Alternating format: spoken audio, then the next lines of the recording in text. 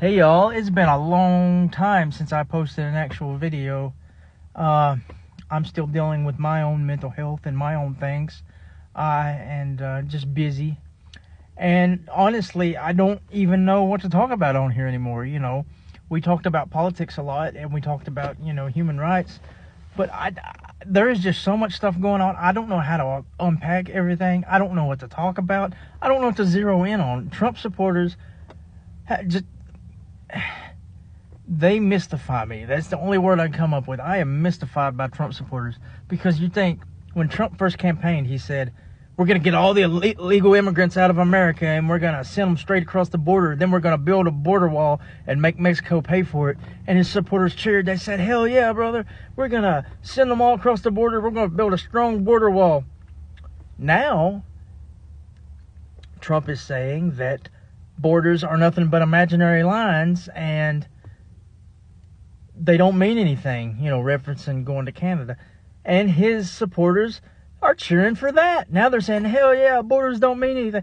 I am absolutely mystified. Trump supporters, to me, talking to a Trump supporter at this point, it's like that scene in the Simpsons movie where Marge is trying to tell Homer something important, and inside his head, it's just like a monkey that's banging cymbals. That perfectly sums up a Trump supporter at this point. They just mindlessly regurgitate whatever spews out of Trump's mouth. It doesn't make sense to me. They have no integrity. They don't stand for anything. They don't represent anything. They don't stick to one thing. They have no direction. It doesn't make any sense. They're just mindlessly.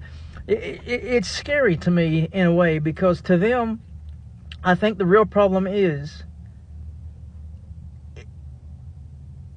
it's not that Trump supporters are clueless. The problem is that they've got it stuck in their heads that this is nothing but a game. Like, they don't understand the real power behind politics.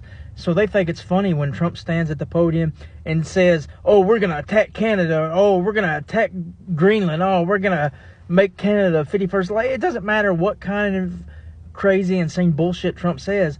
They cheer it on. Not because they think he can do it, but because they think it's a game. It's like they treat politics like it's WrestleMania. They don't understand that words have meaning. Words have power. There's power in politics. They don't understand that. They don't understand when Trump says all this crazy, insane stuff like invading Canada. He means it. And if that were to happen, we're gone. We're wiped off the face of the earth. They don't understand the complexities of politics and foreign relations and things like that. They think that we could be a standalone country. It's not possible. They think that we're in some kind of video game where if we attack another country and take it over, then it's just ours with no consequences or repercussions. They're that insane. And I don't know how to talk about this anymore. I don't know what kind of videos to make. I don't know what kind of content to talk about because it's so insane. It's like a friggin' cartoon. So what do we talk about? And it's so hard to stay calm anymore. I used to pride myself on being calm in these situations. And just so many people, I don't know. It doesn't make any sense. They don't question their politicians. Listen, I love Bernie Sanders. He was my absolute favorite.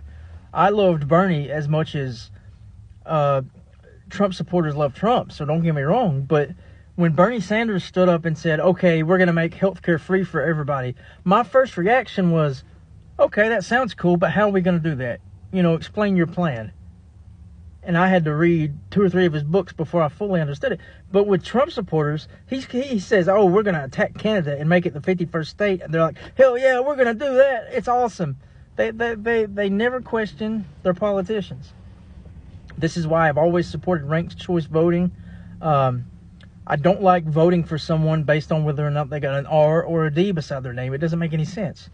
But, at this point, I've just kind of given up.